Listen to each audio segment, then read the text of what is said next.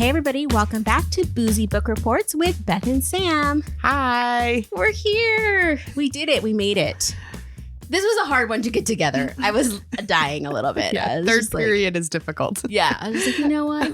And our Boozy Book Report school. Yes. I was just like, it's fine. It's fine. We're getting into our groove. We're reading some interesting books. This month was one of Sam's picks, which I have a lot of feelings about. We are reading like Water for Chocolate today. But before we get started, I do want to give a quick trigger warning. So there's essay, there's assaults in this, there's abuse, there's racism, there's war, there's fat phobia. A little bit of homophobia at one point. Oh, I gotta even... It's a sexual book. It is a very sexy book. This is not for children. Well, if your children in the car with you, I mean, it's an awakening. So there you go. I read this at 14 or 15. That's not I'm saying if your elementary student is with you, yeah, maybe that's probably switch. not for them. Maybe switch. But if they're in middle school, it might foster a really great conversation. Adult themes. It has very adult themes. So again, this was Sam's pick. Yes. And I just want to say to you, I was so pissed at you. Why? Again, spoiler alerts, because we're obviously going to talk about this book. But I read it in 2 days. I was shocked because I never read it. 2 days. And at the end of it, which we'll get to, I was like, F Sam. It was just like, I was so invested. And then I was just like, what was this ending? I was so upset. So, we could come back to it. But I remember reading this book. I had to read it for IB English. It was the translated Latin American literature section that we had to go through. And I remember reading this and finishing the book just being so overcome with like the same things, frustration and excitement. And I remember calling my friend Courtney. So shout out Cookie. I know you're listening. Calling her and being like, you have to finish this book. I need to talk to somebody about this book. Oh, it's so good. It is so good. But before we get into the book, we need to get into the drinks. Yes. Sam made some drinks that look so good. And we just had a beautiful photo shoot with them. So I'm super excited to taste these. This is the fanciest glass I think I've ever garnished. Yeah, it's beautiful. So we did 2 drinks. So the first drink, have you ever had Abuelita? Absolutely not. It's like a Mexican hot chocolate. They used to serve it when I was in college in the dorms around Christmas time. But it's my roommates always called it chocolate grandma, but because it's Abuelita chocolate. Okay. But it's like a Mexican hot chocolate that's kind of got a little bit of cinnamon in it. Okay. So this is my cocktail version of, so I guess this is some spicy grandma. What is it? So what's all in it? So this is the classiest use of Fireball that's ever happened. Okay. Maybe not. But I used a cinnamon whiskey. There is a little bit of creme de cacao and so chocolate liqueur. There's a little bit of chocolate syrup, some cream or any sort of like dairy product. And then, a little bit of coffee liqueur just to make it kind of mocha-y. Okay. To give it adult chocolate. It smells amazing. It smells like, and then you rimmed it. That is not how you say that. That's a different chapter. Yes. Let's save that for July. No, we did a cinnamon sugar rim, and then I garnished it with a chocolate covered cherry. Oh my gosh. From a special store that you went to. Oh yeah. Right? Yes. It was a French Spanish grocery store. Ooh, okay. Yeah. I'm digging in. All right. Sort of like a fancy. It's good. Brandy Alexander, I guess. Yeah. But with cinnamon whiskey. It's yummy. It's like a little dessert. Yeah. It's pretty rich. Yeah. It's also, it's a heavy, I'd say it's a heavy dessert style drink. Yeah. I definitely want to be like, hey girls, let's go get 6 of these. Yeah. First of all, I would never get 6 of anything, but this is actually really tasty. I think this is the first one you liked. I liked the last time. I liked the green one, the absinthe one. Oh, I really liked that one. Yeah, the last one. And I really liked our mule from Boxcar Children. So, okay, we're winning for drinks. Sam makes amazing drinks, especially for a non-drinker. These are like prime. Yeah, so I wanted to do something with chocolate because of the book title. And then the second one, you want to cleanse your palate because it's very different. Mm-hmm. We have a cleansing elixir, a.k.a. agua. Quitter juice. Did you say quitter? Quitter juice. Oh, quitter juice. So the water and the chocolate. So the second thing we have is, I guess I don't really have a name for it, but it's sort of like a zhuzhed Amaretto Sour. So in the book, she talks about the first time she saw Pedro, or the first time they really got together. She was drinking the creme de noya, the noya liqueur, which is sort of like an almondy, kind of like an amaretto style liqueur. So we're doing an amaretto sour, and then they talked about it having orange blossom flower. So I put in some elderflower liqueur and orange bitters to give it that sort of floral. It smells very fresh. Yeah, it's lemony. It should be lemony, sort of fruity. Okay. Yeah. You like it? It's a little it's not tart. It's good. I just needed a little bit more sugary.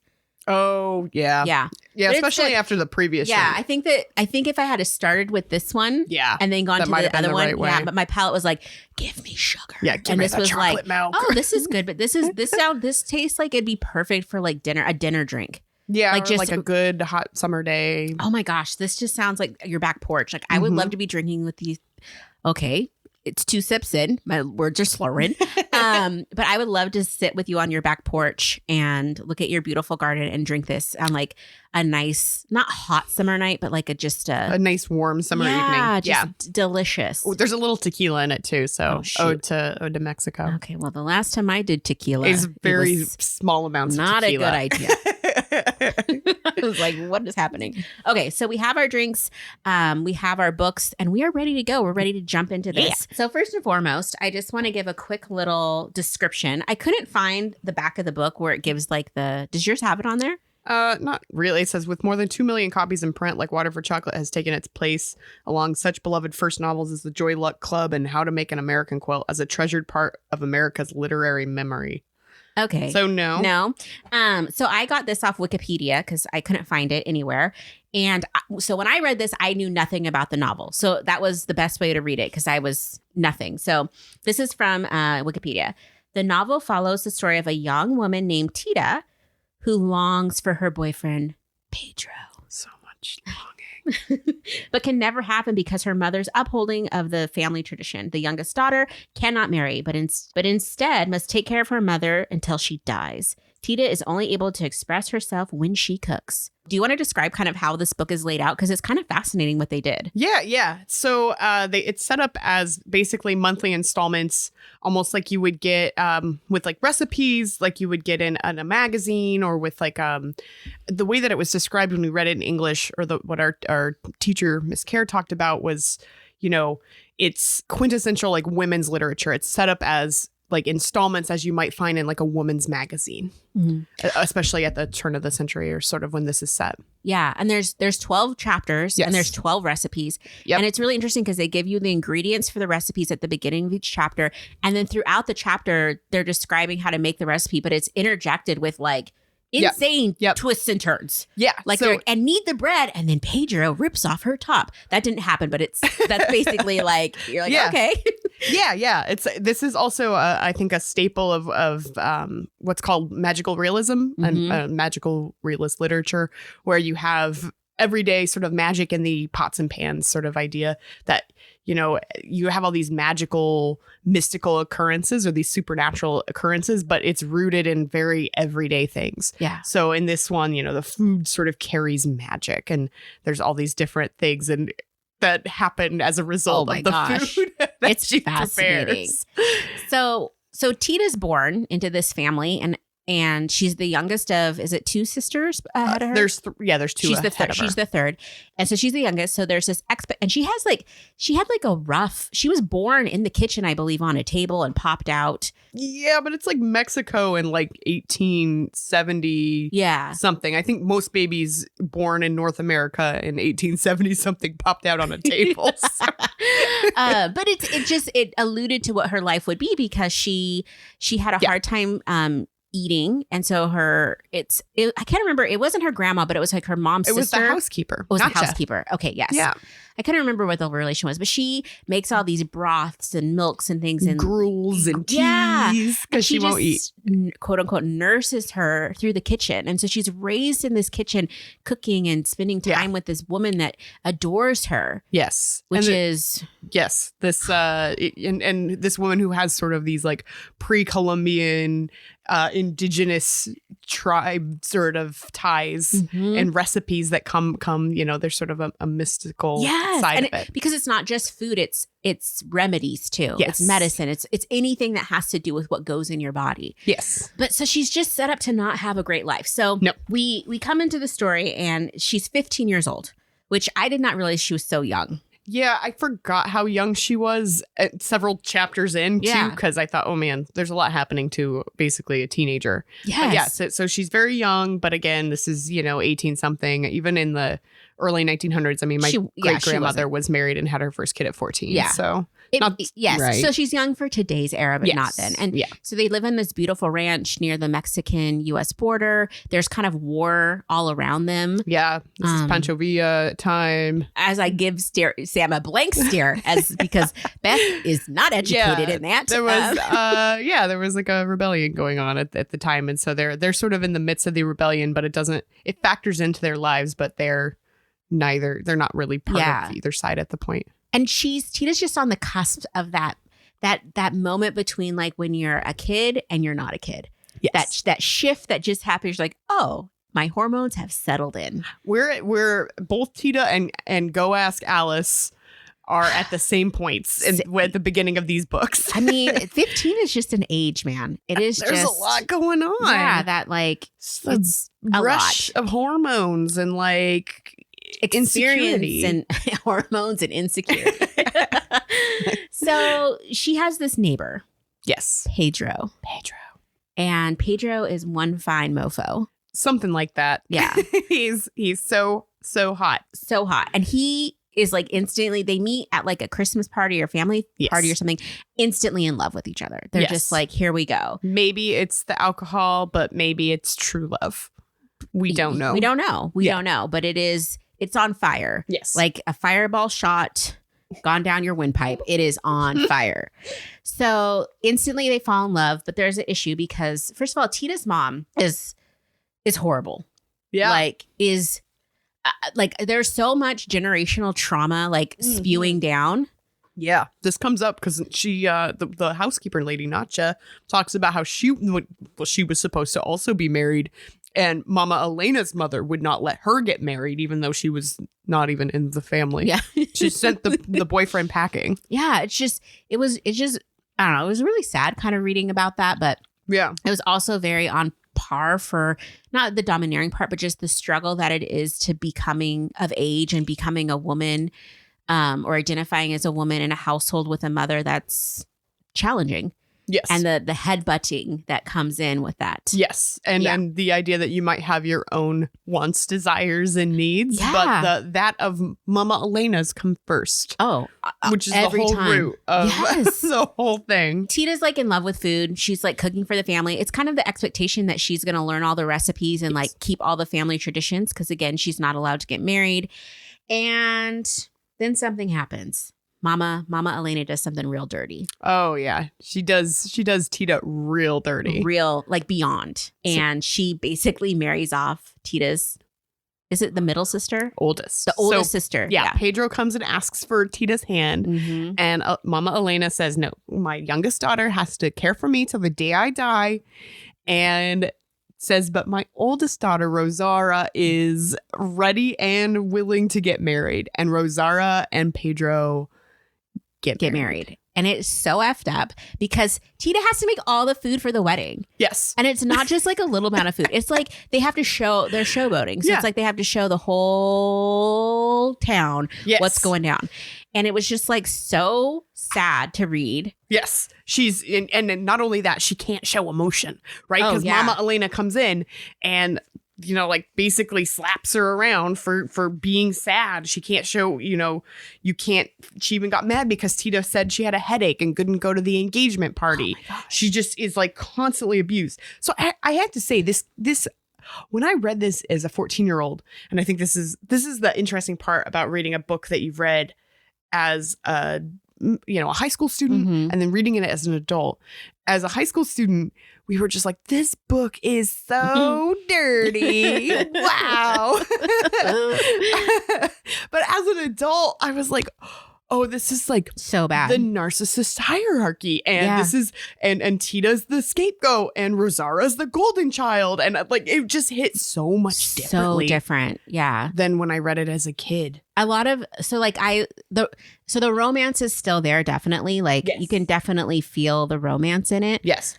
But it's all the things to know as an adult and having lived as an adult and dealt with horrible people. It's just there's parts that are just so sad.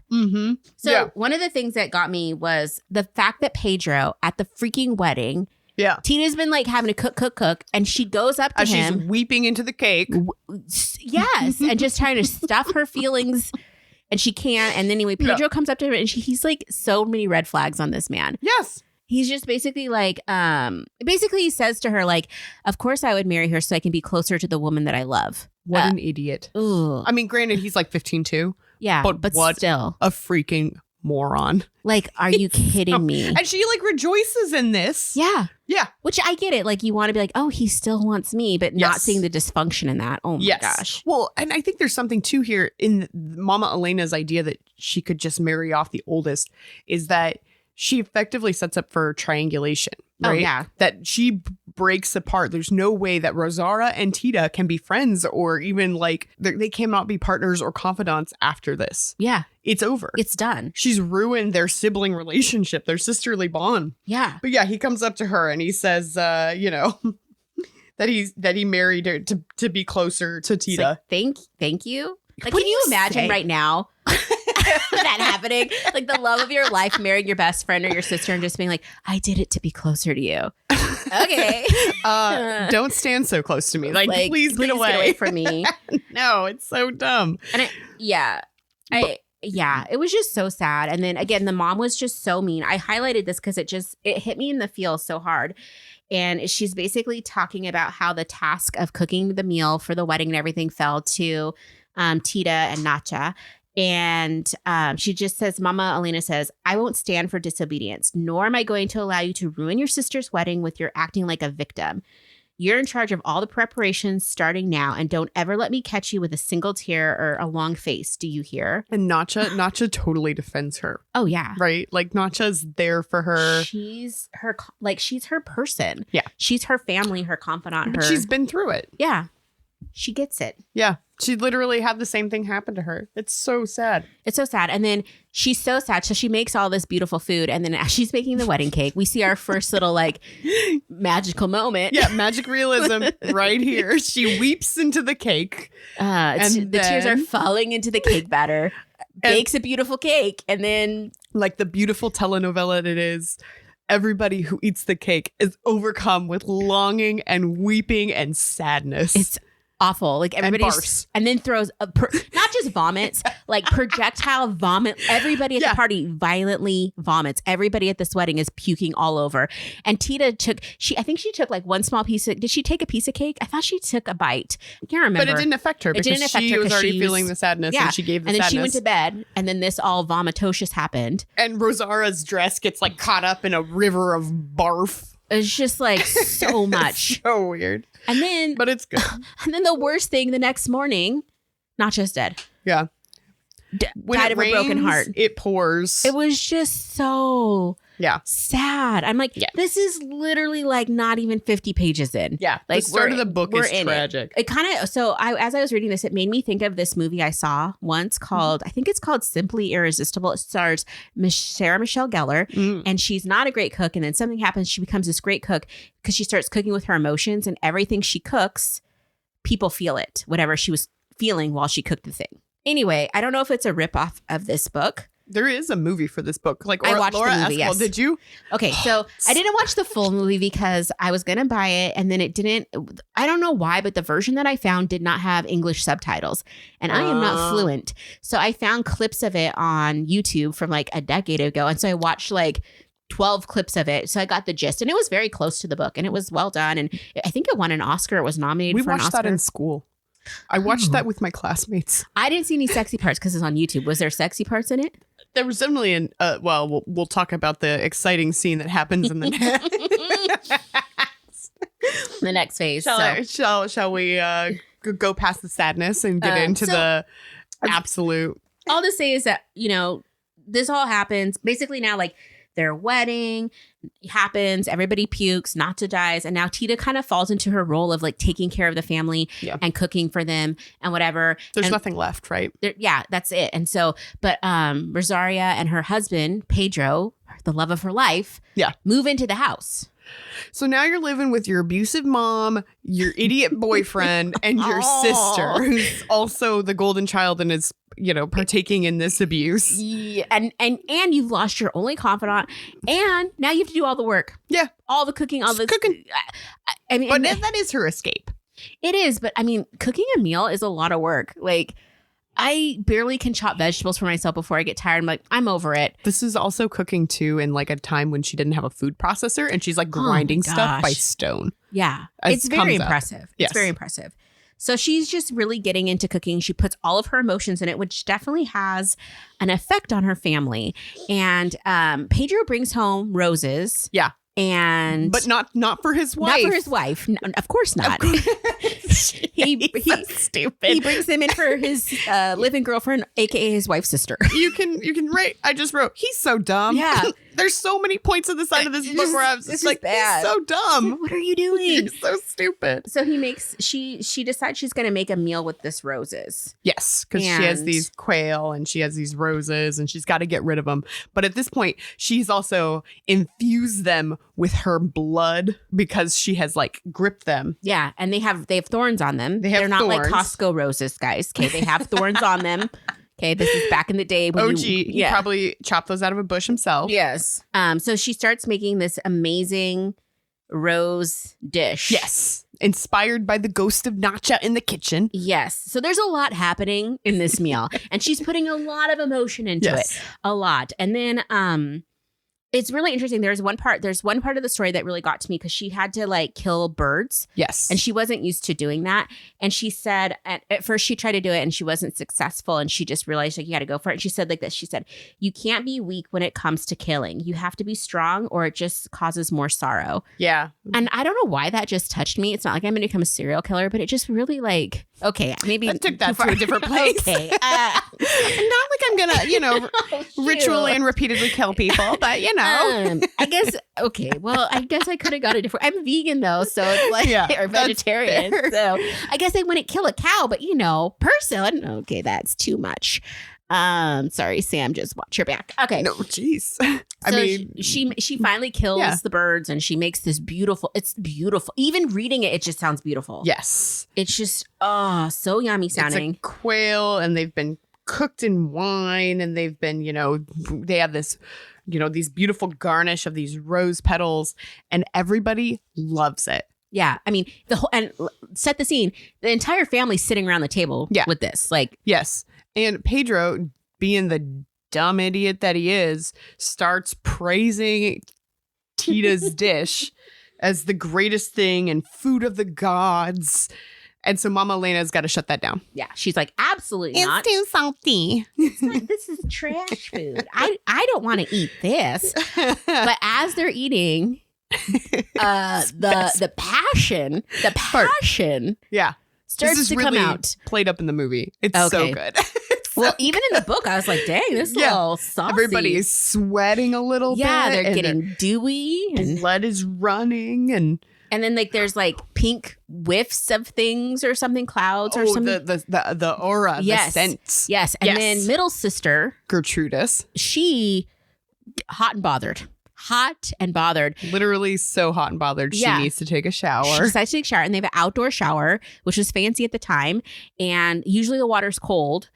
But for whatever reason, she goes to do it and the water's so hot, it just evaporates off her body. Or no, she's so hot, the water just evaporates. So yeah. She's like, again, magical realism. Yeah. She is like, steam is coming off and then it lights the shower on fire. It's just so hot. And she had like taken off all her clothes, gone to this outdoor shower with, you'd have to, but she unless didn't do it in a modest way. She was nude. like, there never are nude. Dozens of us. Oh my gosh, never nude. Boy, I haven't heard that term. That sounds super fun. I take showers with my shirts on. Okay, so jean shorts. So she's the water evaporates, and then she just like. It's like the shower sets on fire. She gets spontaneously it just combusts, and then she runs. She's running naked into the field, thinking of this man she saw in the village. She's incensed by random village man. Mm-hmm. And he drawn to her beautiful pink cloud and of scent. Yes, because he's away. Yeah. He's like camping out with his like military troops or whatever. But like a donkey, and he is there. Yeah, on his horse. On his horse. Strong horse girl energy coming up. and he swoops her up. Butt naked. They do it. On the horse. On the horse. As he's galloping away. Into a field. 15-year-old me and Courtney were just like, what? This seems very difficult. The logistics don't make sense. How does it work? Adult me does also still think, oh, logistically, that sounds really hard. Yeah. Maybe not. Maybe a pass. But it is, in the book, it is so, it's very passionate. I don't want to say, and it's not raunchy or anything. It's very just like, I didn't think it was, it wasn't written raunchy. It was just very like, it's not hard.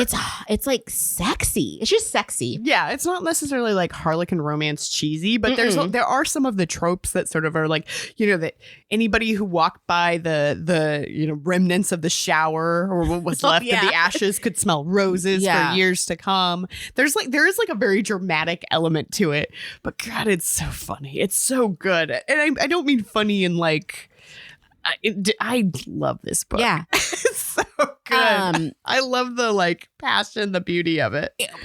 Speaking of beauty, so Miss Thing rides off on a horse and ends up in a brothel. Well, she's got a fire to quench. No joke. She's not upset about it either. No, she's literally just like, I need it. I want it. I'm going to do it until I no longer feel the need to. Yeah. And then I'm going to go fight some stuff. Yes. I did write because I was laughing at remembering the scene and enjoying it again. Just like, have you ever been so horny that you lit your shower on fire? You ever smelled so good a man left a battle for you? No. It's like, no, that has never happened. It's never been my life. But man, it was amazing. She does acknowledge, she says, the movement of the horse combined with the movement of their bodies as they made love for the first time at a gallop and with a great deal of difficulty. Mm-hmm. She does acknowledge this is hard. Yeah. But she still had a fun time. Skills. And what a way to go. Like, so she had a great time. She's living her best life, but this also gets Pedro like all hot because he's literally never seen a naked woman before. Oh yeah, because he's peeping. He's peeping.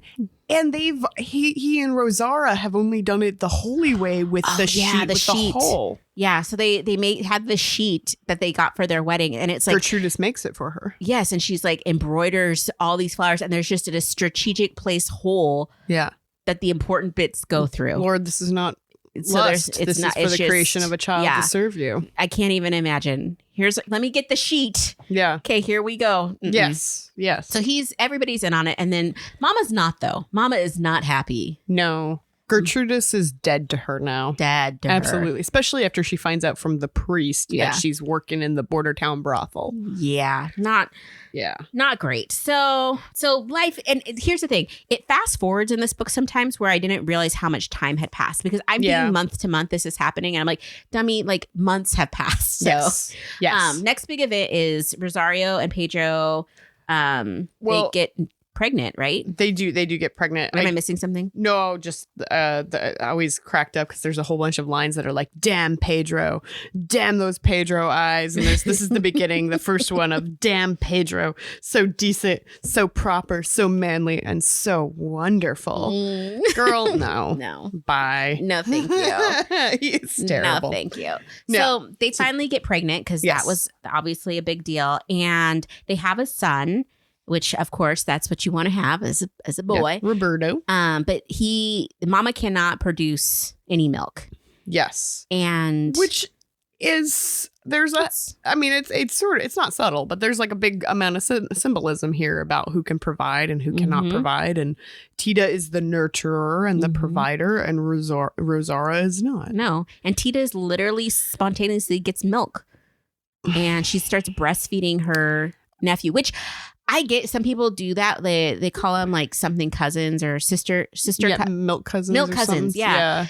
I get it. Like, whatever. Especially then, there wasn't like their... That's different when it's a wet nurse. You're not sticking your unbabied boob in your nephew's mouth. Yeah. Well, and there's a lot there. There's a lot to unpack with the history and how... And that they don't know about it. That's the other thing, too. I think it's one thing... It's very Hand That Rocks the Cradle. Did you ever see that movie? No. It's about this woman, Rebecca De Mornay, I think her name is, or something like that. And she has a miscarriage, and like she ends up becoming a nanny to this wealthy family. And what they don't know is that really her husband was like abusive, and the wife that she's now nannying for like sued him, and then the dude like had a unalived himself. It was a whole thing. Anyway, it's a whole movie. It's really good though. But she's like this baby that she's like nannying. She starts breastfeeding the baby, and like without the mom knowing, and the baby won't take the mom's boob, and it's just like this whole thing. That was like one of the most disturbing things in a movie I've ever seen, is like someone breastfeeding a baby that was not theirs and that the mom didn't know about. It was too far. Did you ever read The Grapes of Wrath? Nope. That too. The end. Yeah. Okay. Why are people just like, hey, look at that kid, I'm gonna whip a boob out and just feed it? Well, it's not a kid. It's an I don't want that. elderly man. I don't want that. Also read that in school. No kink shaming here, but I don't want to read that. Grapes of Wrath's an interesting book. Okay, so she's feeding the baby, and it makes her and Pedro grow very close, because Pedro's like spending more time with her in the kitchen, and it's like they have this like fake family. Yes, it's super creepy. Well, and there's all these moments now that he's like drawn to her breasts, like the one where she's like grinding the mole. Yes, with no bra. With no bra. Just free boobing. High up boobs. Yeah. And then she like, he sees her, and then they have this weird kinky moment where they stare at each other, very Kama Sutra. And Mama's not a fool. She's noticing some stuff. Yeah, she knows. And she's like, hey, this isn't going to happen. So she sends Pedro's family away. Her sister, and the baby. Mm-hmm. Which does not end well. No, the baby dies. Yes, because he doesn't have anything to eat. Food. Yeah. Yeah. And that's sort of also now Tita is just stuck in the house with just her mother. Like her sisters are gone. Even though she's not close to Rosaura, I mean, I imagine that shields her a little bit. She's just alone. She's the most alone she's been at this point. Yeah, with nothing. And this is her whole life now. This is the only thing she has. Everybody's gone, and she's just her and her mother, who she has to care for till she dies. Who's abusive and horrible. Oh, she has Chencha. Chencha's the other person who works in the house. So, okay, I might have the timeline wrong, but the baby dies. People are devastated, but they immediately have another baby. Basically, not immediately. They have a baby girl afterwards. But first, Tita makes some sausage. I don't remember that part. Oh, I remember that part. She makes the sausage, and it reminds her of a time that in the night, it was a very hot night. I remember this, but it's in May. In May, it's very hot. Did I not highlight? Oh, okay. So this is one I remember because we read it in school, and we were like, "Wow, that's dirty." She makes a sausage, and then she's reminded of Pedro's sausage chorizo. Yeah. Okay. Yeah, and that's like their makeout scene. Oh, I have vague memories. I think I was just like, there's like some watermelon, and they made out. That's basically it. Okay, I don't remember. Okay. I mean, obviously, I believe you. And sausage and watermelon. It's a great mix. So they've moved away now, and then the baby dies, and then they decide they have a baby girl, and there's complications, and so Rosaria, what? Well, there's the breakdown too. The baby dies, and this is the psychotic break. Oh, is this when she goes and lives with John? Yes. Oh, okay. So the baby dies. Yes. And then she has the psychotic break, yells at Mama Elena, says that she killed the baby, and then hides in the dove coat. Doesn't Mama Elena break her nose with a wooden spoon or something? Yeah, she beats her. And she goes into the pigeons. And she goes to the pigeons and is covered in pigeon crap. And then they call for the doctor, John Brown, to come commit her. Commit her, exactly. Yes. But he does not. Yeah, this is the point. This is before the daughter. Yeah, he takes her home, and then she finds a lot of healing there with his deceased grandma, who was again magical realism. Yeah, who was indigenous. Yes, and she was Kickapoo. Okay. It said so. Okay, I just didn't know. I didn't pay attention. But there's a whole thing about they call her the Kickapoo and as like a derisive term, and it's a point of pride for her. Okay. There's a lot of connections to like indigenous culture and things, which we stand ways of knowing. Yes, but so she's like she's healing up there. Yes, and the doctor has a little boy. Yeah, Alex, and she's doing much better. Yes. And Chencha brings her some soup. Yes, which was very oh my gosh, what's the word? Dangerous for her? Not dangerous. Like if Mama would have found out, it was risky. Yeah. So there's a whole thing about soup being healing.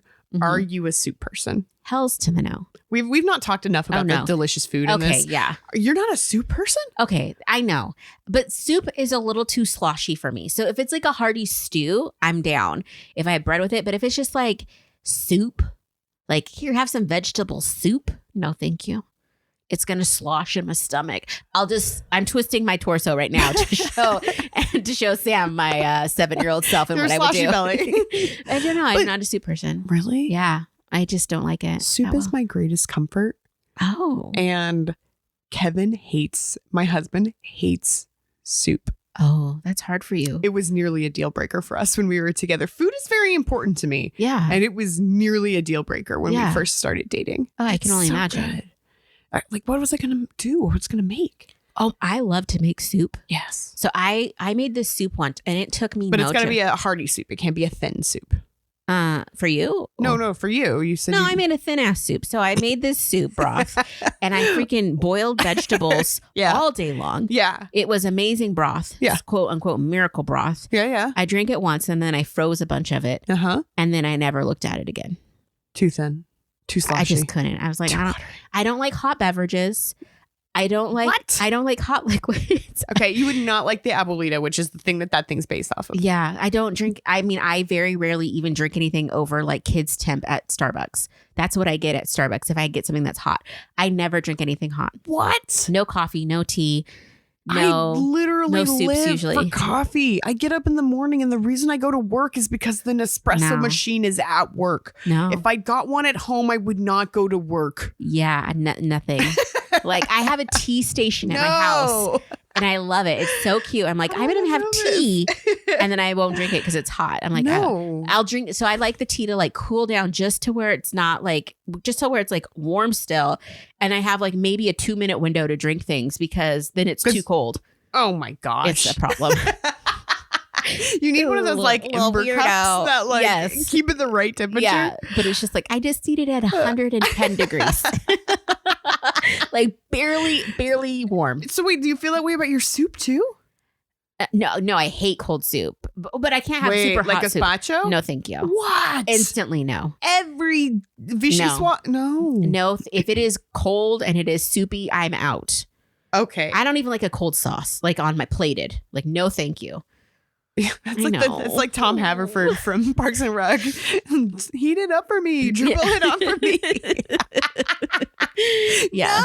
No. I love soup. What's your favorite kind? What's your favorite soup to make and eat that you feel the most love? So my favorite one to make is chili because Kevin likes it. That's the one soup that Kevin will eat, even though I'm sorry, but chili's not soup. It's kind of stewy. It's chili. Yeah, it's chili. It's good. It's, with cornbread. That's not, to me, that's not soup, but he doesn't eat it with cornbread. He pours a crap ton of cheese in it and eats it with tortilla chips. You tell him it's just basically nachos. Yeah. But my favorite soup is probably, okay, I'll make an awful confession. My favorite soup is cream of mushroom, and I don't care. I will. Just the Campbell's cream of mushroom, will totally eat that. Love that. Love it so much. Do you water it down and just eat it like full on, just I will. Concentrated. if it's concentrated, it's like, have you seen it? Yeah. I It's use it in gelatinous. cooking. Yeah. Yeah. No, I You just chop on it. Like, yeah. Got me some soup. It's extra thick. Got some soup jelly. Smeared on some bread. No, I love with milk. Okay. I'll do it with milk. But man, I love cream of mushroom. I like cream of mushroom too. It's so good. The sad thing is that if I have soup, it would be extra thick. It wouldn't be as thick as concentrated, but I probably wouldn't use like a full can of milk. I'd use like half, and then it'd be very like I'm almost chewable. Yeah. I will do that. I also like pulp in my orange juice. So like I like a thick textures. thing. Yeah. I'm down for that. Okay. I mean, yeah. Oh man, I love soup so much. I just say reading this book because I don't eat like flesh. Yes. Like it was some of the stuff sounded good, but then it just didn't because of So I went on a hunt trying to find I thought about trying to make something, and then we just ran out of time. And then I went on a hunt for restaurants in town that might have something like this, and everything was meat. So many things in the thing are meat based. I was like, maybe we can swap it with some fish or something, but yeah. For me, the recipes were like half of it. It's just so good sounding. Yeah. I just want somebody to make them. Yeah. Like, I mean, I don't like to cook like that. Well, plus you have to get ingredients. Cooking. That's my thing. I like cooking. No, I don't. I take that back. That was a lie. I do not like cooking. Oh, I love cooking. I like cooking with other people where I'm like the sous chef. Yeah. And just kind of helping or like chopping. But I don't want to be the main person at this point. There's like 3 dishes I make that I'll bring to something, and that's it. I don't want to do anything else. No, I love cooking. Well, you're a great entertainer too. There's like a rhythm to it where I just feel like some days you can't get into it, but there's like when I'm going and things are right, there's just a rhythm to it. And it just feels like when she talks about in the book being, sort of born for the kitchen and all the things coming together, or the anxiety she feels over there's a dish that she feels rushed making. Yeah. I like can totally relate to that. When I have the right amount of time and I get to just like sit and bask in it, I freaking love cooking. I loved it when she dropped the pan of the mole. And it was just like, that is Kevin's chili from The Office. Yeah. It is honestly the most sad thing when you ruin a dish or a dish is ruined for you. It is just like, why do I even do what I do? Why do I go on? Yeah. That's too much. Too much. Okay. Yes. So aside from soup, lots of great recipes. So check out the book. Okay. So. But not just recipes. She learns how to make matches. Oh, that's right. As she goes to John's house. Yes. So she's at John's house. Yes. Pedro and the family come back with a new baby daughter. Esperanza. Which is hope. Hope? I think it means hope. I don't know. I'm almost sure that means hope. Rosaria. Sound off in the comments if you actually took Spanish. So she ends up having to have a hysterectomy because she's troubled and she's gaining lots of weight. Yes. Lots of weight. And she has a little extra issue that comes up too, which is kind of hilarious. She is gassy. Like gassy from top to bottom. She's bad breath. Burpy. Yes. Bad breath and farting all the time. There is an outward face to the internal ugliness. Yes. Oh, at this point too, Mama Elena has died. Oh, yeah. We should talk about that. Okay. Rewind. Mama Elena dies because she's so convinced that Tita's gonna poison her that she poisons herself. In a have you heard that there's like a Dalai Lama quote about anger is taking poison and hoping for the other person to die? Yep. That's what she does. It's exactly what it is. Yeah. Although, I mean, every time, because Tita's making food, but the other person is taking credit. Even when that happens, she still says it's bitter. Yeah. But I'm like, when Tita's making food, though, she puts her emotions in. So it probably did taste a little bitter. I mean. That's true. That actually might be true. The bitterness also might be internal. Yeah. Because there is one point where she tries something and she does not have the same response as everybody else. I think the wedding cake, she doesn't have the same kind of response. She doesn't barf all over the place. Or maybe she doesn't eat it at that point. I can't remember. But all that to say, Mama dies. Mama dies. She's dead. Yep. And I mean. Yeah. I mean. At this point, Tita's living her best life, chilling with John. Yep. They've fallen in love at this point. In love. They're, probably going to get married. Yeah. That's the plan. But Pedro and they move back and they move into the family home, and then Mama dies, and so Tita makes a choice. Makes a choice. She comes back to the house for a while. I can't remember why. Because Mama's deaf. Somebody needs to take care of Mama Elena. So she comes back to the house. She was sick. Okay. Yep. Okay. I'm vaguely remembering the timeline now. So, and then John has to go somewhere. He goes up. Well, he proposes marriage to her. And then he goes up to get his aunt, to bring his aunt back to the wedding. And she's like from Virginia or something, far away. Yeah. Yeah. Like in the United States, he has to bring her down. Yeah. And so while he's gone now, and at this point, was Mama passed away when Mama they started had passed away when they started fooling around? Yes, Rosara had at this point assumes the role of head of household. She makes a point of this. Mother left the house to me, and she starts talking this noise about because now she knows she's not going to have any more children because of the hysterectomy. That the daughter Esperanza is going to have to take care of her. Yes, and this irks the bejesus out of Tita because she thinks that this another level tradition is abusive, which it is. And is very angry about this. And she first gives her sister the benefit of the doubt, but then Rosara mentions it several more times and then proceeds to fart. And keep on farting. Keep on farting. And turning. And again, it's a little fat phobia because they just talk about her gaining so much weight and just being a farty, gassy mess, which is... Yeah, she's like recovering from this major surgery in her life and her hormones are probably out of whack. Yeah, and a major surgery during a time when... Major surgeries were not easy. No, they were just like, here, bite this bullet, chug this tequila, and best of luck. Pour some booze on this every 5 hours. Yeah. And so, but during this time, Pedro and Tita, they seal the deal. Yes. Yeah.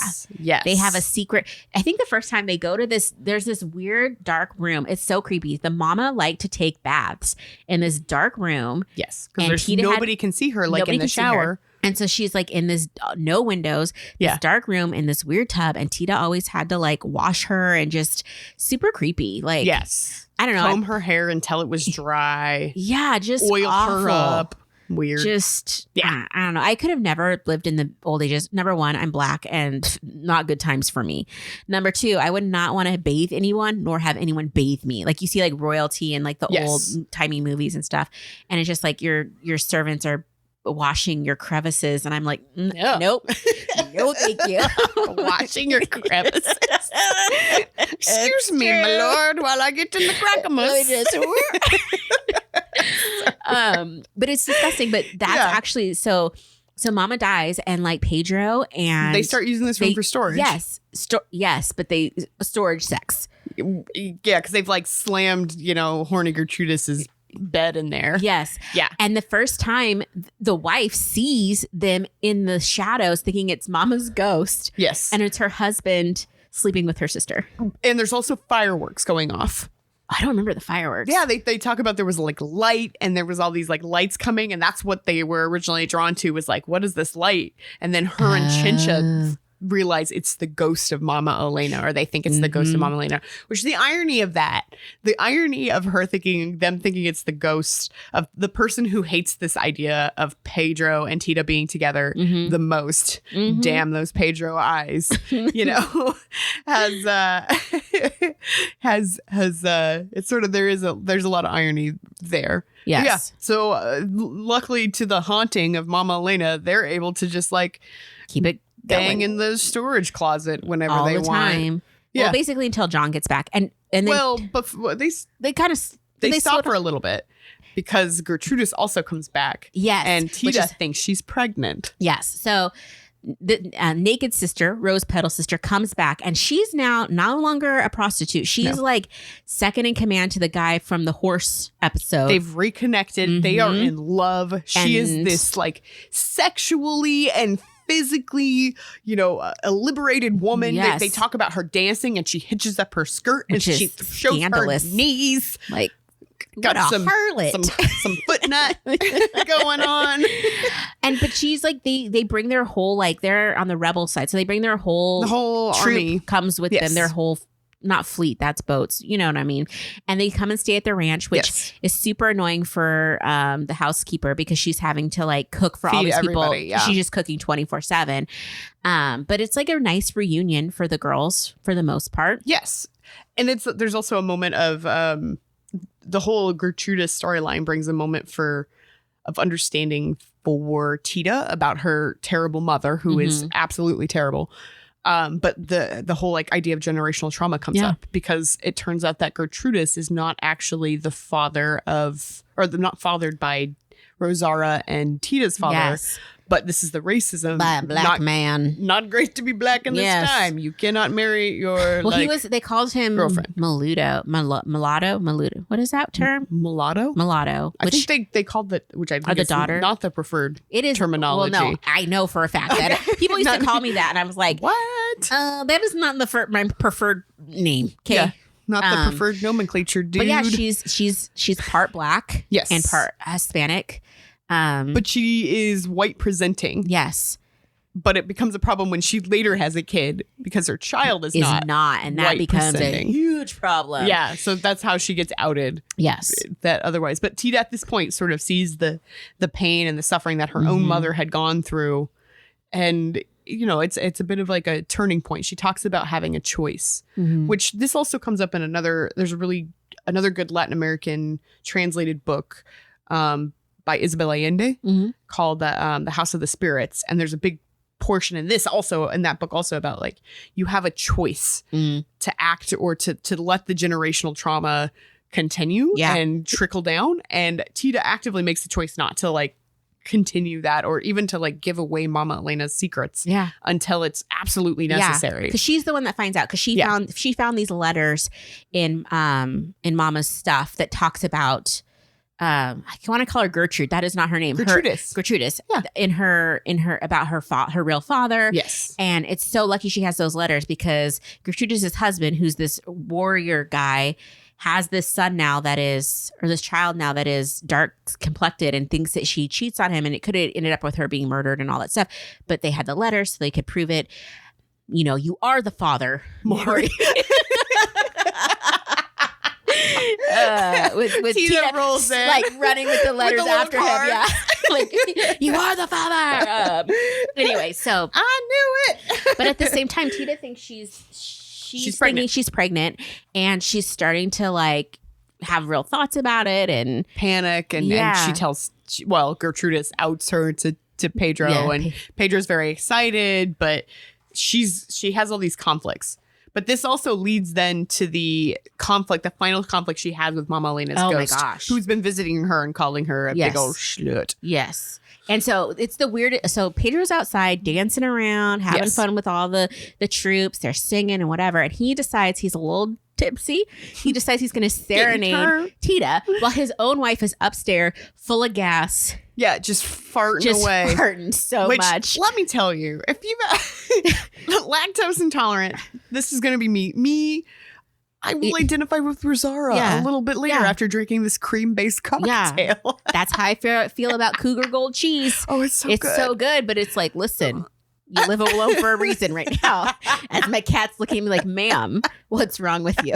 It's like when I go on a conference and that's when I like eat the most ice cream because I don't have to share a room with anybody. Yes. Oh my gosh. Yes. I love dairy, but it is not my friend. Yeah. So anyway, so he's singing out to her and she's like, what the hell are you doing? Yeah. And Mama appears and she's like, tries to curse her baby. Yes. And it's like, she's being so nasty, like always. You're not a decent woman. Yeah. You're a hooer, all these things. And Tita stands up to her finally. Finally. I hate you. Yep. You don't have power over me.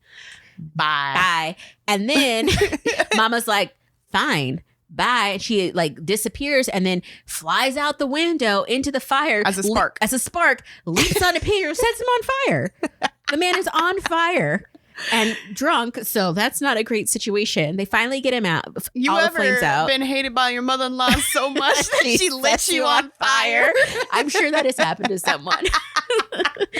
So they bring him upstairs and like, of course, Tita's like, he's asking for her. She's right by his side. And she's crying and weeping. Yeah. And, but she makes all these like salves and stuff for his body. And he has like no scars because she did such a good job. Yes.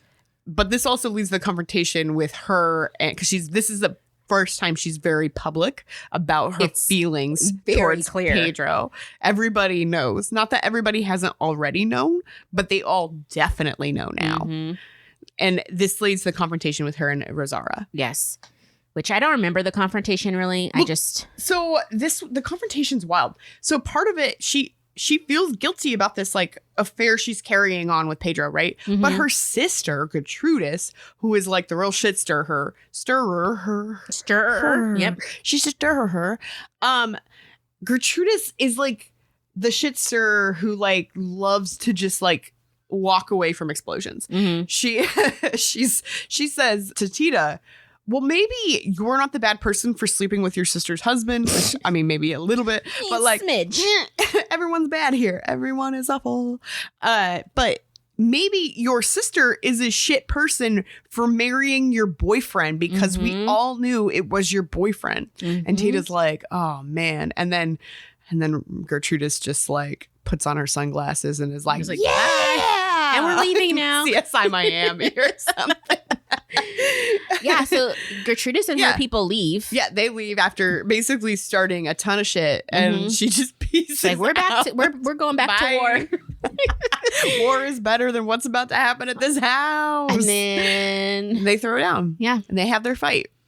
And Rosaura says, you know what? You want to carry on? You want to schlum around with my husband? That's fine. But I will not be the laughing stock. Yeah. And Tita says, that's fine. But, you know, I'm going to do what I want to do and you're going to do what you want to do. And then they threaten who gets to like roll with the daughter Esperanza for a while. And they come to an agreement that Tita can sleep with Pedro and can teach Esperanza stuff in the kitchen. And Rosaura is in charge of her formal education, but she can't have kids. She's never doing anything with Pedro again, but they're not getting a divorce. Yep. They're just going to all live in this weird, real messed up situation. This weird threesome. And didn't they do it for a while? Yeah, they did it. They did it for like years. Like that was the arrangement. Yeah, because the daughter was like a year old and then it's like up to her wedding. Yeah, because there was like a time jump for me here that I was just like, oh. Well, they leave it sort of nebulous. They leave it nebulous. So at the same time that this is happening, John has returned. Yes. With his auntie from the States. Is so nice. Can we talk about John? Can I just say this is the third doctor? I thought the same thing. I was just like, why do we keep reading books about so doctors? Many weird doctors that have questionable choices. His only bad thing that he's done is that she's like 18. He's like, when you're 18, I'm going to marry you. And I'm like, oh, okay. But different era, but still gross. But he's so nice. He takes care of her. He supports her. He like gives her the tools to survive. Yeah. In so many ways, John liberates her. Yeah. From like this generational trauma.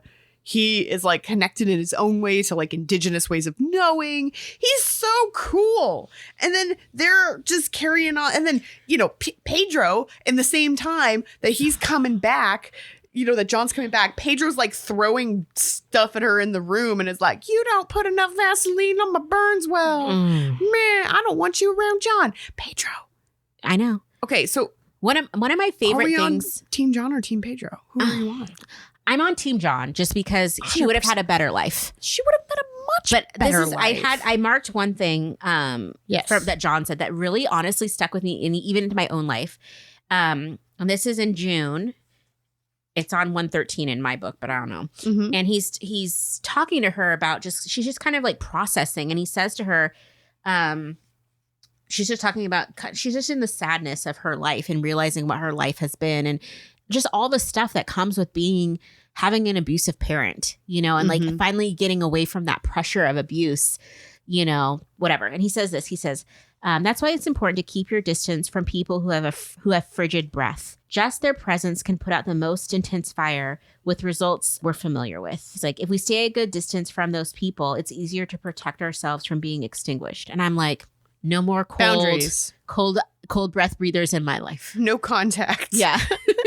But I think that's so true. Because there's some people like, I have people in my life that I look at, I call them my kryptonite.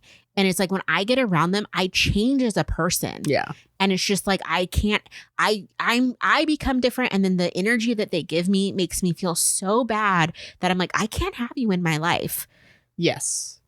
Or I can only take you in small doses or you will literally kill me. Well, I think that's a huge point of this book is that like your energy, it's all sort of couched in this magic realism box where so you can like laugh at the absurdity of things like Tita being angry and angrily throwing bread at the chickens. And then the chickens become so angry, they start a tornado. Yeah. You know, you can sort of like, but so much of this book is tied to like the energy that you have and the energy that people emanate really does affect you. Yes. And so she affects people through her food, but, you know, Mama Elena affects people through her presence. She's a formidable, scary woman.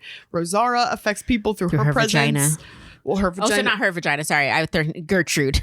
Oh, Gertrude. You're okay. My Gertrude's like, let me bring the fire. Yeah, exactly. It's within me. Yes. And then, you know, you've got Rosaura who's just farting up a storm, you know, but like her odor is her odious behavior in some sense. So, yeah, I think that's good stuff there. Thanks. Yeah. We read this in a class, so we had to do all the analysis. Okay, now I don't feel. Now I take it back. Okay, you're just regurgitating what your teachers know. I know, but it is true. It's true. It's all about energy and about it is, and it's vibes. It's very true, and it's amazing how one person can just change everything. The whole dynamic of a team or a party or just a room, you know, and it's just like, oh. Yeah. When you hear people say that, like, they just light up a room and you see somebody that's actually true, you see it. Yeah. And then there's some people, I don't know if you've watched What We Do in the Shadows. One of the things that they have is they have normal vampires and then they have energy vampires. And so the energy vampires just suck the energy out of the room. And it's absolutely so true. The energy vampires are the worst. I went to have a meal with somebody recently and they're an energy vampire. I had to go home and take a nap. I'm like, it's the afternoon and I'm taking a nap because it was just so draining. I couldn't believe it. So do you think that that's the problem with John to Tita is that he's just boring to her? I think he's boring because when you come from trauma though, like you know what I mean? Like you crave trauma and drama a little bit, like because that's your baseline. And so it is boring. I 100% agree. When I read this book, like again as an adult, now that I know how this sort of works and having, you know, dealt with my own relationships with and stuff like that, when she picked, you know, well, you just like realize how he's so reasonable. John is so reasonable. He writes, or he says, Tita, it doesn't matter what you did, when she says, I gave my virginity to another man. Yeah. It doesn't matter what you did. There are some things in life that shouldn't be given so much importance if they don't change what is essential. What you've told me hasn't changed the way I think. I'll say again, I would be delighted to be your companion for the rest of your life, but you must think over very carefully whether I am the man for you or not. If your answer is yes, we will celebrate our wedding in a few days. If it is no, I will be the first to congratulate Pedro and ask him to give you the respect you deserve. Oh my gosh. He's so reasonable. He's so good. But when I got to the last chapter, so spoiler alert, if you've, you know, they sort of do a bait and switch. It is very, I had to reread because I was like, wait, what? Wait. It's so good. It's so good. Yeah. So they head into a wedding and they don't explicitly say whose wedding it is, but whose wedding is it? It's Alex, the doctor's son. Yes. And Esperanza, Pedro and Rosaria's daughter. Yes. Grown up. Yes. Years later. It feels like you're headed into John and Tita's. That is false. It is not true. You are headed into theirs. You know, I like actually physically got upset and had to close the book for a few minutes because I was like, of course she picked the fucking loser. Yeah. This is where I started cussing at you, Sam. And then for the rest of the book, I was like, what?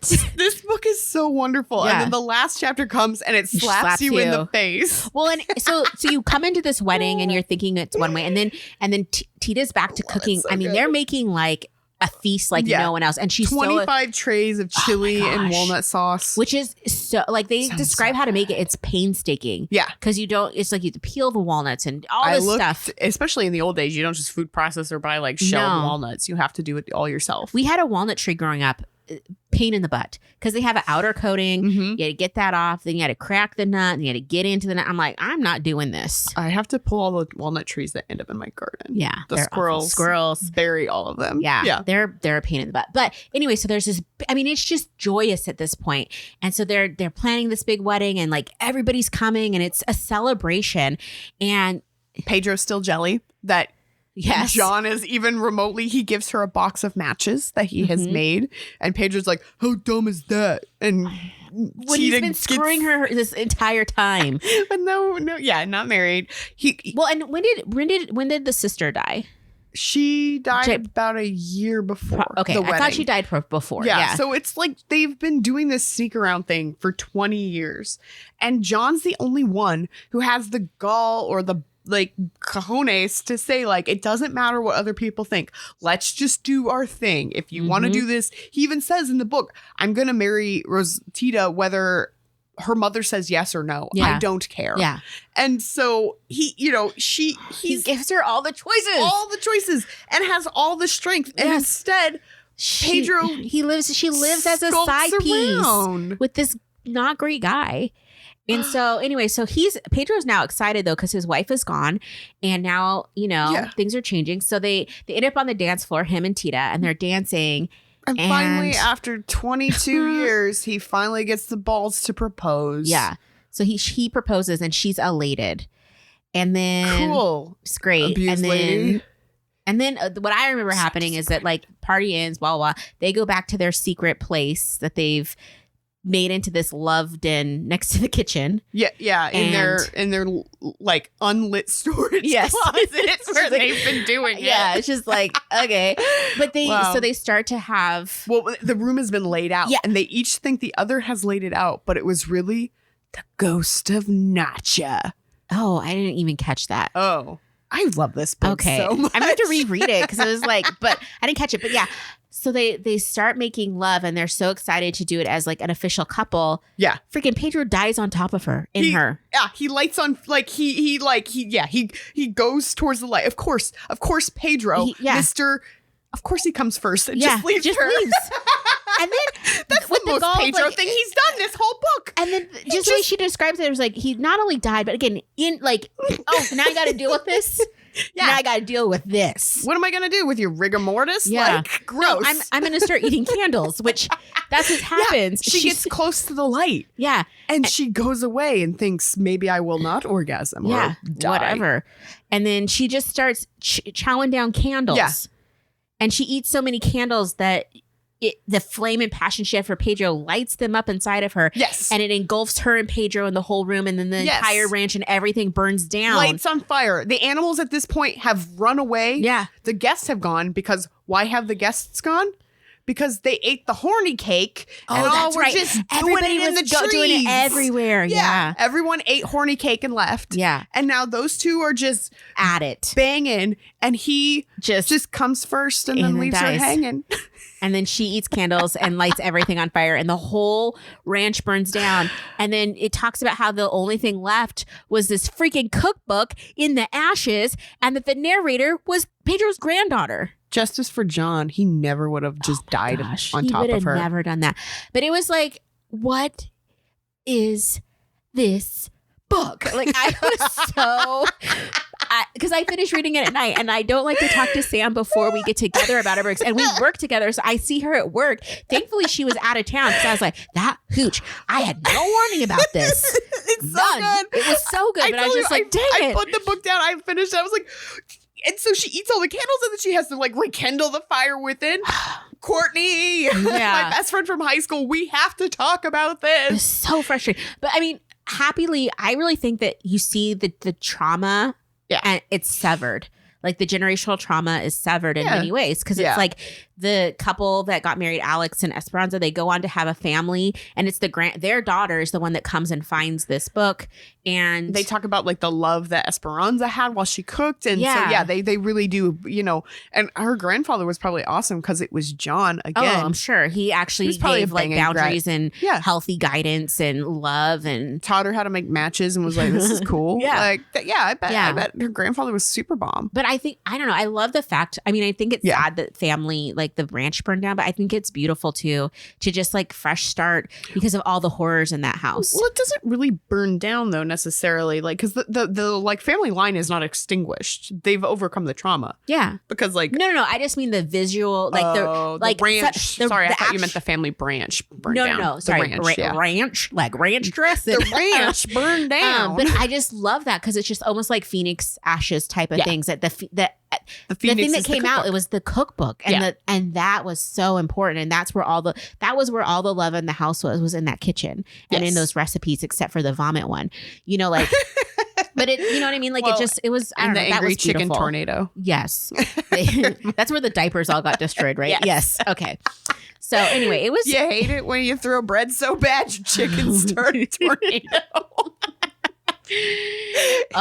Anyway, it's good. There's actually like a sequel. And it's Tita's Diary. Oh, I didn't know that. And I was going to try and get it, but I couldn't get my hands on it in time. Oh. But it's like the same author wrote it, I believe. And it's it's all of this from Tita's purview. Purview? Is that a word? Point of view? Purview is a word. Purview is a word, but I don't think it's point of view. Anyway, so it's from her, but I didn't read it. But anyway, it was good. Like, again, I was pissed at you a little bit. No, but it's I loved so the good. book. It's so good. I'm so glad that you recommended this. So, any last thoughts on this book before we do our rating? So when I was a kid, like I said, I read it because it was all very sexy. My mom read this because she decided she really wanted to be involved in the literature I was reading. And I was very nervous because I had read the book and was like, oh, shit, what's my mom going to say? She's going to be like the parent that complains. And then I don't want to be that. Yeah, I don't want to be that kid. And she came in, dropped the book off after she finished it, and just looked at me and said, "That's a dirty book." And we never spoke of it ever again. Oh, that was the end of it. Okay, well, so better than a call to the teacher. I was like, showing up at the school. I just kept thinking, "Oh my God, please, Mom, don't complain about this book. It's so good." I when I was, like I said, when I read it then, I was sort of like, oh, it's so sexy. Now I read it and I'm like, oh man, it's an intense tale about an abused woman. Yeah. And I wish we would have talked about it then. So the other day on Reddit on Life Pro Tips, there was a Life Pro tip that said if you've been raised in an abusive household or by a narcissist,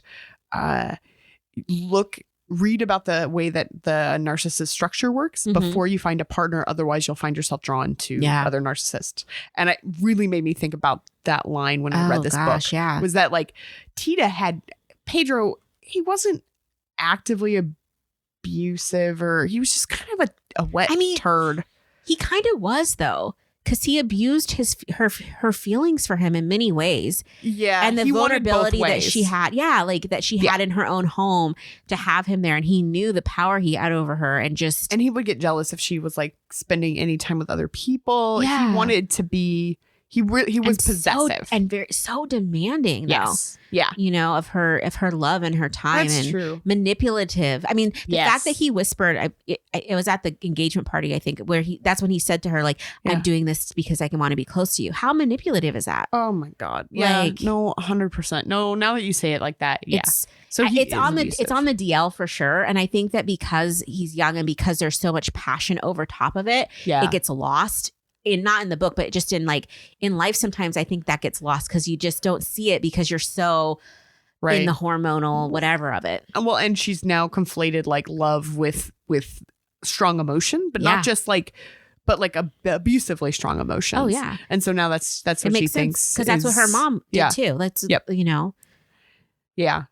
So I think that it's a really good story. If you deal with those things in your family, be ready for that. That might strike you more. But it's beautiful. It's a great book. And it's an easy read. Yes. And it's not, I kind of honestly was surprised when Pedro and Tita had sex for the first time. And this is when she lost her virginity. It was like 3 sentences and it was it's not as good as Gertrude, but not Gertrude. You know, I'm Gertrudis. Yeah. Like hers was like passion and this, and it was very like, okay, like that's, and that was kind of early in the book. So I thought, all right, this book's going to be saucy, but it really didn't go much deeper than that. It was, no pun intended. He wasn't good. No, but it was very, I mean, I guess that's very on point, but it's just like, it was just kind of like, okay, like this is not. And then by the time that you really hear about the passion of them, they're dead. You know what I mean? Like really, like I mean, there's the little moments of like when she's making the food with no bra and he's getting all like, hey, look at those apples. It's all Look at those apples. Sorry. Look at that. That's a stack of apples I'd like to touch. I like those. No, you're right. All the sensuous seeds are really very like related to food, or it's like there's a lot of teasing. Yeah. But that's like their whole relationship too, until they just decide to like apparently bang for 20 years and then not talk about it and skip it. It's like I think that's so telling because it's so sad. Yeah. It's like they finally get what they quote unquote want to be together, but they're not. They're not really together. Well, they're together in the light. What do you mean? At the end, they go. But I mean that whole light. 20 years. Yeah, like they have to. How hide. sad. I mean, they have to. What a sad way to live. And then she never got to have kids. She never got to do any of these things. She never got to be public with her love and her affection until the last day, and then she burns down. Yeah, she has a man die inside of her, and she burns down. Oh my gosh, what a way to go! Well, adios, world. Oh my gosh. So okay.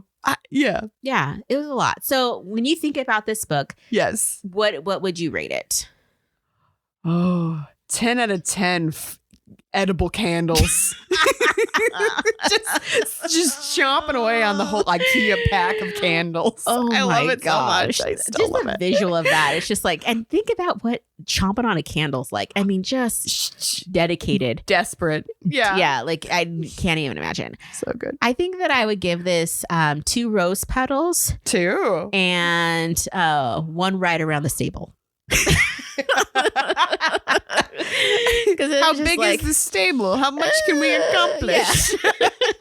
Because honestly, that was my favorite scene. Was it was the rose petal sequence was just so amazing. The middle sister's my favorite character in the whole book. Yeah, she's so wild, and she doesn't care. Like everybody's so scandalized about her working at the brothel, and the letter she sends is like, I'm just so like I have a fire within me that I can't quench, and I'm just gonna keep banging dudes until it goes away. Like talk about love it.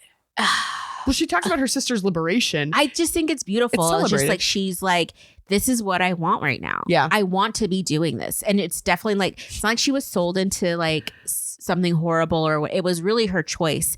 And especially at that time, I think that might have been the only way to be liberated in your sexuality.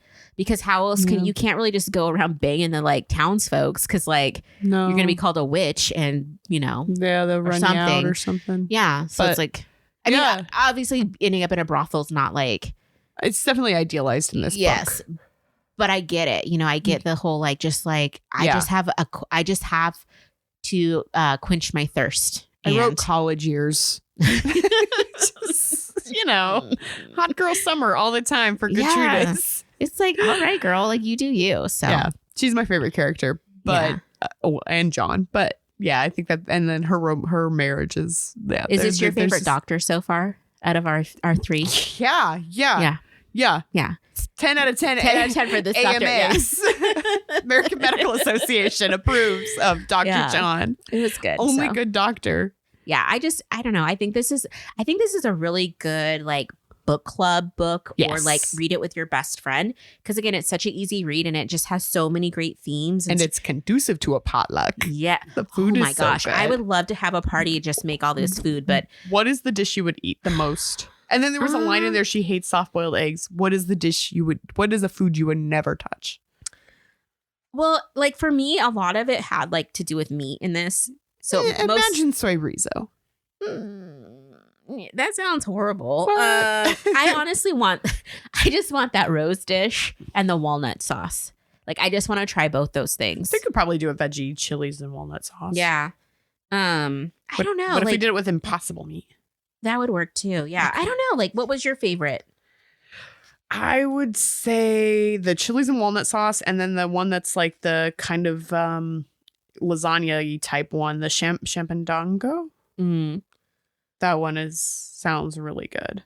I also want to try the never mind. The cream fritters, the candles. The candles. You want to try the candle? Yeah, I was like, what sounds really good right now? Just wax. Actually, I've already done it because I grew up in, late 80s. So remember those little wax bottles that you would get with the juice inside and then you chew on the wax? Yes, I do. Can't imagine swallowing that, but I was going to say you accidentally ate a whole Baby Bell, didn't you? Oh gosh. So gross. Yeah, but I don't know. I wonder if there's like a a cookbook that goes along with this. There's people who blog about it online. Oh, this is like one where there's like interesting blogs where people have done this. Yeah. Anyway, super good. So I'm glad you liked it. Yeah. I didn't mean to cuss at you, but it is the other thing I forgot to tell you. Yeah. They created a ballet in this just now. A ballet? They have a ballet. It's beautiful. The Royal Ballet. You can see it online. You can see clips of them like workshopping it, and the author's involved. And so she's doing an interview too. And it's like, it's the way they do it so beautiful. Like they're like mixed, like Tita's in the kitchen and they're using like beige scarves and pieces of fabric to make it look like bread making. And you're just like, this is it's beautiful. Like I want to see it because it's so pretty. Well, that road trip when they go to Seattle, we'll do it. Because it's just like, it just came out, I think this last year. They just were workshopping and stuff. So anyway, I'll link it in the show notes, the YouTube videos, but I couldn't believe it. I was just like, what is with us and all these like, we're just like, boom, go ask Alice, boom, like water for chocolate, boom. Like, okay, I need to stop saying boom. But speaking of boom, so next month we have a very special treat because it's our spooky season. And so we are reading Scary Stories to Tell in the Dark, which is a classic horror book for small children. I've never read it. I could not eat. There were, like I said in the first episode, there were some boxcar children that were a little too spooky for me. Okay, I just want to tell you, like when I even look at the cover of this book, which is like this scary picture. I can picture it from my childhood. There's a story in there about a little girl that wears a ribbon around her neck that like scared the shit out of me when I was 8, reading it in the school library. That I was, to this day, it freaks me out. So I don't know why we picked this book, but I'm super excited because I'm going to read this one in the day. Oh yeah, in the daylight. Yeah, but I'm super excited because it's just like I love spooky season, and Hocus Pocus 2 is coming out. Like it's a very big month. So there's a lot happening. I've got my Winifred Sanderson Squishmallow that my friend Deb and Dina gave me. We should do it like I have a black candle. Oh my gosh, we should do a party. Lot of black candles. Meaning you should throw a Hocus Pocus 2 party so we can just watch the movies and like. I will make eyeballs for our photo shoot for this. Oh, I love it. Yeah, I don't know. I'm so excited. I think that we have some really good books coming up. I was working on our schedule, so cool. Excited. Hope you guys enjoy it too. Read like water for chocolate. If you're feeling spicy. Real spicy. Spicy.